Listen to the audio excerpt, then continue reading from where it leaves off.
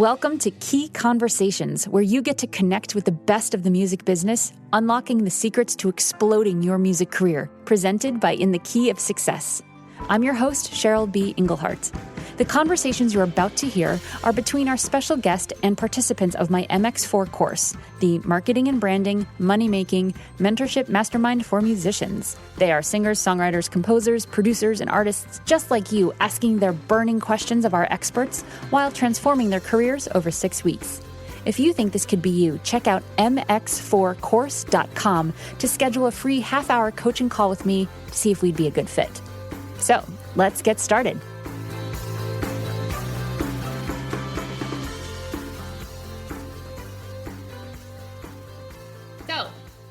Thank you guys for taking time in the middle of the day to be on this call. I am so excited to introduce Michelle Ward. Hi. She is one of my favorite people in the world. I met her at South by Southwest many years ago. And so long ago. And Michelle is the When I Grow Up coach, which to me kind of says it all. It's like the perfect name. It is the best website. It is the best idea, and it totally embodies who she is for me and for I know her hundreds of amazing clients. And her website is the whenigrowupcoach.com, correct? Just whenigrowupcoach.com. No the. Okay, whenigrowupcoach.com, and it was named Forbes top 100 websites for your career. No big deal. No big deal at all. Like that's cool. So legit. Yeah. So Michelle's here. She totally gets that you all are musicians, composers, artists, producers, songwriters, and everything in between, and pursuing your passion. And some of you are at day jobs looking to quit the day job. Some of you are in between jobs. And I think Michelle is the perfect person to sort of come in. And I know everyone is at different points in their career. And you guys that are on the phone, participants of the MX4 course. So some of you are in the next course and some of you have just finished the last course. So you're all in really different places. So I'm really, really, really excited because I think I know that you all have different questions for Michelle.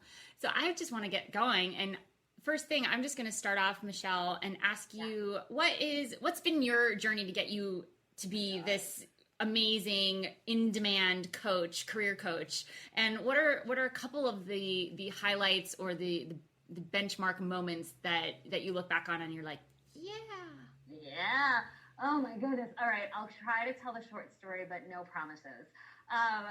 So what got me here really, I think when you look in hindsight at your life, you could realize all the things that got you to where you are. But when you're going through it, it might not make any sense. It's very tumultuous. I say all the time that no one should expect to have a career that's a straight line. Just don't. Unless you're in a very, very traditional path, those could be straight line careers. But when you're crazy like us, and God forbid we want to be like accountants or lawyers or something like quote unquote easy, stable, it never works that way. So I started being a musical theater performer, and that was my passion since I was 6 years old, and that was like my obsession really. I got into NYU early decision for musical theater. I graduated from there after 3 years because I was that excited to start auditioning and working. I look back on that now and I'm like, that was dumb. But I graduated after 3 years with my BFA in theater from Tisch School of the Arts, and started, doing all of the usually very unglamorous, but sometimes glamorous jobs. Like I spent 6 months on a cruise ship, which was strange but fun when you're 24, and I've been an extra on Saturday Night Live a handful of times. And then I also spent 8 months in a regional theater in rural Pennsylvania, where if you wanted to go to the movies, it was a 3-hour drive one way. So I kind of did it all. And I realized back in 2007-ish that I didn't want to be an actress when I grew up, even though that's all I wanted for myself for my whole life, for 20 years at that point. And that was very, very hard for me to come to terms with. So I finally came to terms with it. And I think because I was pursuing my passion for so long as my career, that it just became unacceptable for me to go find a grown-up job, quote unquote, that I wasn't gonna love and enjoy. It just like wasn't acceptable to do that for the next 40 years until I could retire. At that point, I'm much older now, but you know, I set out to find like, what could I do as a grown-up that's going to give me, you know, mythical things as an actor, like 401ks and health insurance and all these things that I was not used to having. And of all the stupid things, I found stupid life coaching. And this was back in 2007 when I think life coaching now has a better reputation and is more widely known. But back then it was like very, very, you said life coach and people thought you were going to read their crystals and that you didn't shave your armpits. And not that there's anything wrong with that, but it just wasn't who I was. But I couldn't deny the fact that I was very excited about essentially being the career coach that I needed at the time. Like I wanted to work with creative people through their career transitions. And I couldn't deny the fact that being entrepreneurial, even though it was the opposite of what I wanted as my grown-up job, being entrepreneurial fit everything that I wanted for myself and my lifestyle.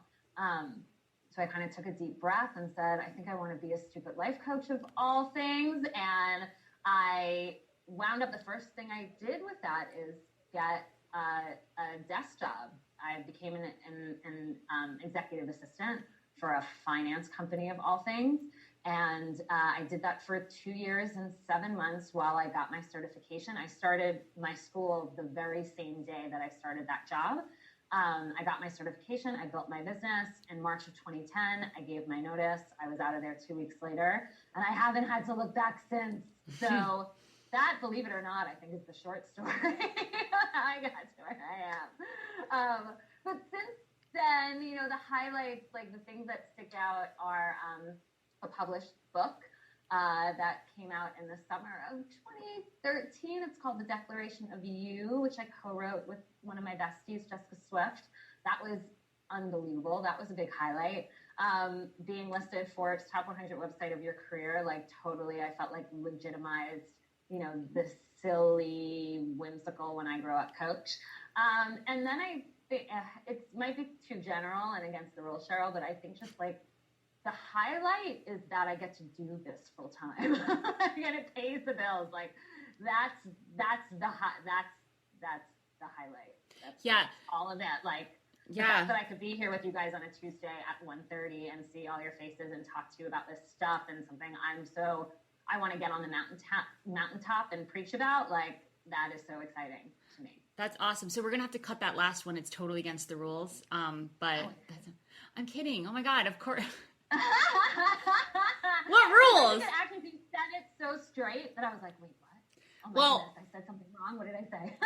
You're helping me discover that I should go into acting. No, I'm totally kidding. That's amazing. And you said something that was, you said you wanted to become the coach that you needed at the time, and that is literally what triggered me to write my very first e-course.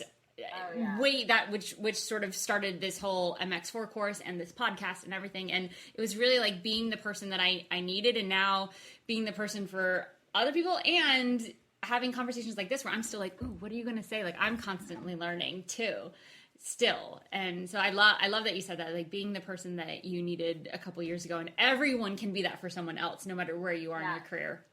Oh yeah. You know, I think, thank God, I think the landscape has changed. And even though traditionally, like American society is just all about, you know, degrees and certifications and blah, blah, blah. And I talk to people about this ad nauseum, and I hear all the time, oh, I want to do this, but I'm going to have to go back to school. And unless you want to be a doctor or a lawyer or something that's regulated, no, you don't need to go back to school. You just need to know more than the person that's going to hire you. Like, that's it. And you need to be professional, and you need to deliver what you promise, and you need to be nice to work with, and that's it. The end. Like, I wrote an article for Freelancers Union. I'll find the link for you, Cheryl. It's like, here's what your creative career does and doesn't care about. And I think a lot of the times going back to school is a crutch for people and a way for them to feel like they're doing something that's productive, but usually like just isn't what they need to do. It's just a procrastination tool. So, yeah. I love that. I love that. That is a perfect, that's the gold right there. Like we could probably just end this conversation right there. So I want to apply that also to like the next job that you're looking for that you're not in love with. Procrastination. Plan Bs never allow plan As to flush themselves out. So I love that. I love it. So I'm going to use that as the perfect intersection between your story and what all these guys know of you already, and sort of open it up to you folks to ask a question of Michelle. If you don't have a question, you're just sort of listening and you're more curious, that's totally fine. You can just let me know that you're passing. But I'm going to start, I call them people. This is so like fourth grade here. But I love it. I'm going to start with Pam. Pamela, do you have a question for Michelle? What does a life coach do? What is typical client want? Oh, that is such a good question. I'm so glad you asked that, especially at the beginning of the talk. So I like to talk about what a life coach does and relate it to other more well-known sort of helping professions, because I think that's kind of gives it a bit, better of a picture and more clarity. But a life coach helps their client get from point A to point B in a usually quicker and more effective way than they could on their own. So if you think of a regular coach, usually before life coaches, when you hear the word coach, you think of sports teams. It's the same thing. The coach of a sports team is helping that team win and play better and, set up structures and systems and whatever, and a life coach does that for their clients. So unlike consulting, these are kind of the big differences. Consultants really are there to give you advice based on their own experience. Coaches don't do that. We withhold our judgment, and we actually withhold our advice because we feel strongly, at least us, those of us who've been certified as life coaches. It's not regulated, unfortunately. So you might find some life coaches that don't have this perspective, but we believe that clients are the experts in their own lives. And so it's not about what we've done and what's worked for us. We have to help the client get clarity and allow them to figure out what's going to work for them. So that's really the biggest piece. And we know with therapists too, and I've been in therapy and found it very helpful, but that's more focused on the past than we are as coaches. We're not really trained to talk about like what your mom did to you when you were 5 that screwed you up today. So we really focus on the present, what's happening to you now, and the future, where do you want to go? So that's really the biggest differences in what a life coach could do for their client. Awesome. Yeah. Great question, Pamela. Let's go to Eddie. Do you have any questions for Michelle? Not at the moment, but I'm really intrigued. I think we're going to go to your website while we talk and see if I can take up anything interesting. Oh, yeah, there's a lot there. Don't get lost down the rabbit hole. If you disappear, Eddie, we'll look for you in the rabbit hole of my website, which is going to be relaunching on September 1st, and will hopefully be a lot cleaner and more streamlined and blah, blah, blah. Awesome. Okay, cool. I am going to send the question to, we have Perry, also New York based like us. All these people, let's see, we've got St. Louis, we've got California, we've got Brooklyn, we've got Eureka, we've got all over the place. So Perry is on the phone, so we can't see her, but I know she's listening in because we're texting. So Perry, do you have a question for Michelle? I do. So I know that like a lot of people have like similar themes of things that are not working in their lives, and so this is sort of a two-part question. Like of every person that you've coached, like what's the biggest common theme and the most key little nugget of information that you needed to give them to get them over that? Oh, I like this question so much. Okay, the biggest thing that I could generalize as like the one biggest thing is that they are Renaissance souls, which means that they're multi-passionate. They're people that have a lot of different interests and a lot of different passions, And because of that, they're very turned off by the word passion, because they don't feel like they've ever felt passion for something, because there's always been all these different interests in their lives. Or they feel that they're very flaky and like potentially even, ADD and unfocused, because they've jumped from one thing to the other. And so they feel that, oh my God, I want to come to you to figure out my dream career, which is really ultimately what I help my clients with. But oh my God, if the thought of picking one thing just fills me with dread and stress and pressure. And so I always tell them they have to run to the library or Amazon, or if there's a bookstore near you, God bless bookstores, don't go away. There's a book called The Renaissance Soul by Margaret Lobenstein. And the subtitle used to be Life Design for People with Too Many Passions to Pick Just One. So if that resonates with you, it's something else now, which I don't think is as good. But if that resonates with you, then go get the book, because I think Renaissance souls are so widespread, but we're in hiding almost, not purposefully, but we want to be seen in society as being reliable and professional and experts. And the only way we feel we can do that is by being focused and thinking we need to pick one thing, and we have this trajectory and we need to have this linear path. Otherwise, we're screw ups.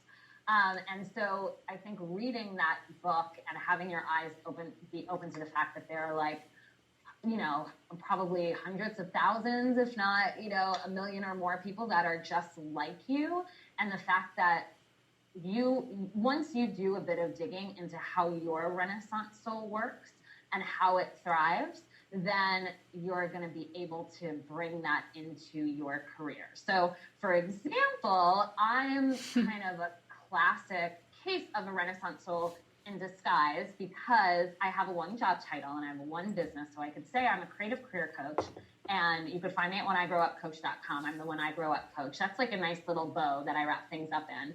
But behind the scenes, I counted a few months ago how many hats I wear in my business. I think it was something like 17. And so it's, I'm coaching, I'm writing, I'm speaking, I'm writing copy, I'm marketing myself, I'm doing my books, I'm, giving interviews, I started a podcast, I staff a community site. It's like I could kind of pick things up how I want them. And so once you kind of learn and see that, you could figure out if a career like that is best for you, or something like Cheryl. And we talked all about this when I had her on my podcast, which you could find at whenIgrowupcoach.com/GUG, and just do a find for Cheryl, and you'll be directed to her interview.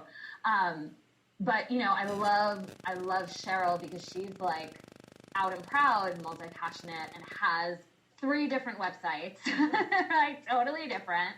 And she's able to ebb and flow with when she does her songwriting stuff and when she wants to go on tour. And then, she's gonna, do this MX4 program in July, but you know what, maybe she'll do it in October, but maybe she won't. And so, she has it in different places and separates them still in a way that she can introduce herself and it feels cohesive. But there are plenty of people that do that too, and kind of have a few separate different businesses, and they feel best that way. So that's a big answer to your question, but I feel so strongly about these things.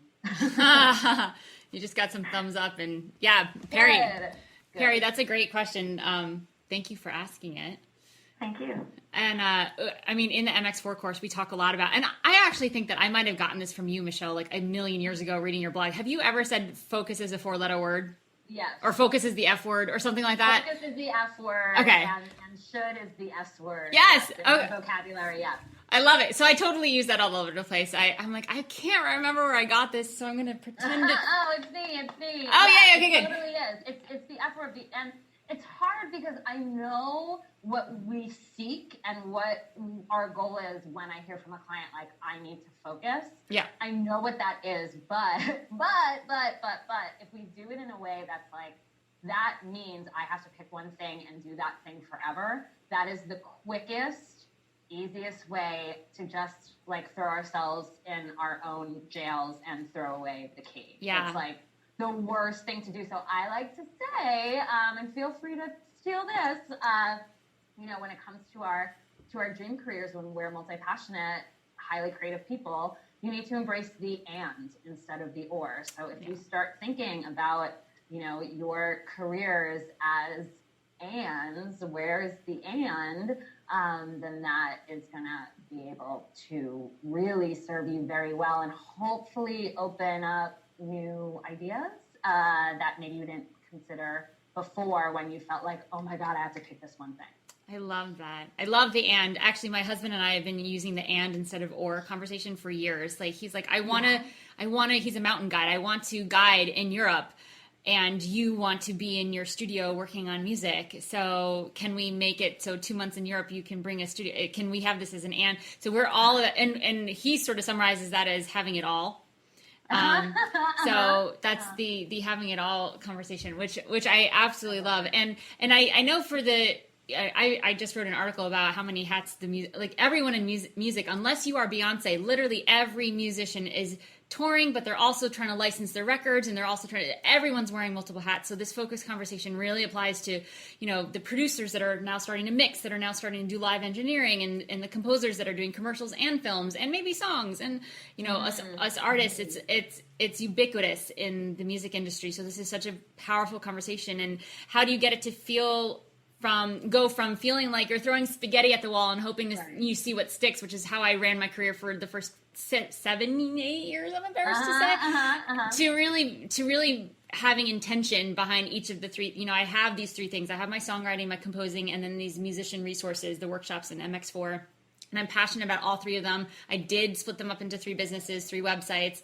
That doesn't mean to say that you have to split up every little thing that you do. I know a lot of composers that have their, you know, their film reels, their commercial reels, and their songwriting sample. You know, like you can do it all and sort of have your nice bow, like you said. And in our MX4 course, what we really get down to, and having that not be really overwhelming and having multiple passions, is scheduling and creating structures for yourself that makes that work. And that's the difference between like wanting to do a lot of things and not knowing how to. It's really just sort of defining that. So you guys that are on the call that have done MX4 already, your calendars look really different than they did 6 weeks ago. But I think that's Oh, sorry, I didn't mean to. No, I'm just tagging on to the awesome stuff that you're saying and throwing out a couple things that I can't not keep in myself.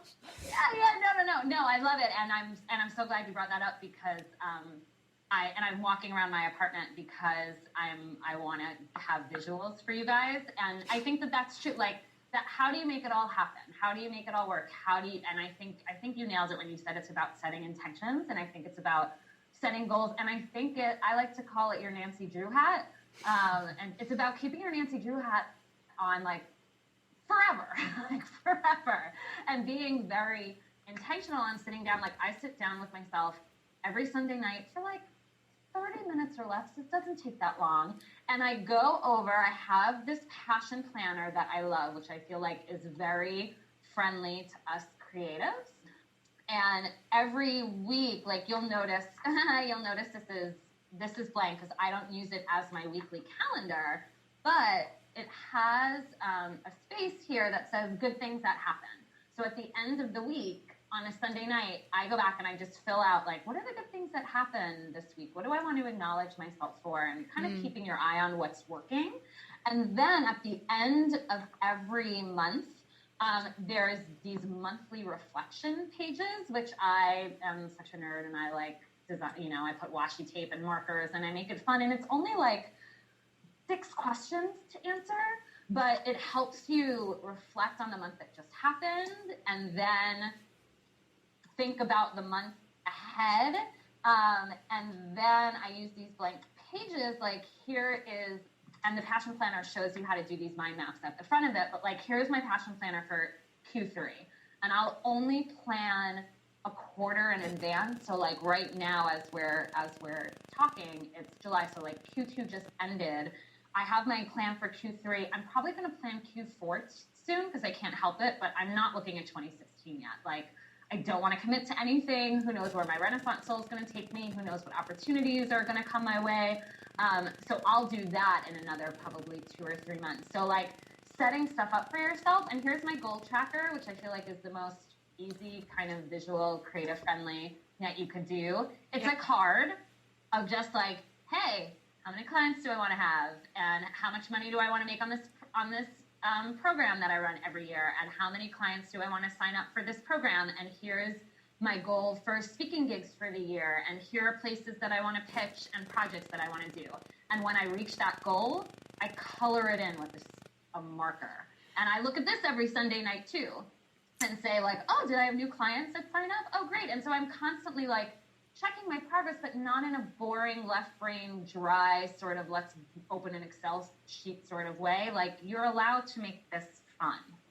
I love that. And you guys and I think I actually emailed or Instagrammed you, Michelle. I was like, can I use this? And anyone that's in the MX4 course, you get a music industry catered sort of a template of the goal tracker for music people, you know, how many songs you want to license, how much money. And when you posted that, and I remember asking you if I could use that. Oh, yeah. I did. Oh, please. So please.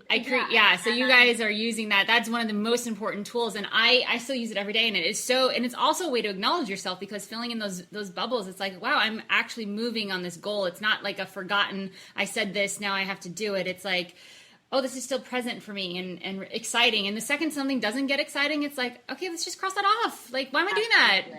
Absolutely. So, I'm putting up a post next Tuesday for those of you guys that are here live. You could look out for it or sign up for my newsletter, and you'll get it in your inbox on Tuesday. But it's my halfway point report, which I've never done before.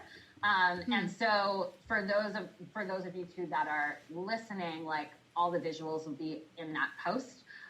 So I'm sharing this with the world, which sometimes I'm like, why am I doing that? It's so vulnerable and whatever. But I'm like, here's what my goal card looks like right now. And here, you know, and I made actually an image in November saying like, here are my 2015 goals. And they changed, like, before I made this card, it was like, oh, you know, I'm not going to run that program again. So that goal now is moot. And so you're allowed to change things, and things are going to ebb and flow, and you should expect that. And I think if that doesn't happen, you're probably, like, stagnant in what you're doing, and you should mix things up a little bit. I love that. Yeah. Awesome. Cool. Mm-hmm. All right, you guys, we're going to pick it up next week with Michelle. We're going to talk even more about how to really get that career that you love, how to work towards that. What's your process? Digging in deeper with all of these super valuable tips. I mean, this has just been amazing. So don't miss it. We will see you next week. Please don't forget to rate and comment on iTunes and Stitcher Radio if you like this podcast. It's the best way to keep it going, get more subscribers, and continue to share this awesome information with the indie music community. Thank you, and we'll see you next time.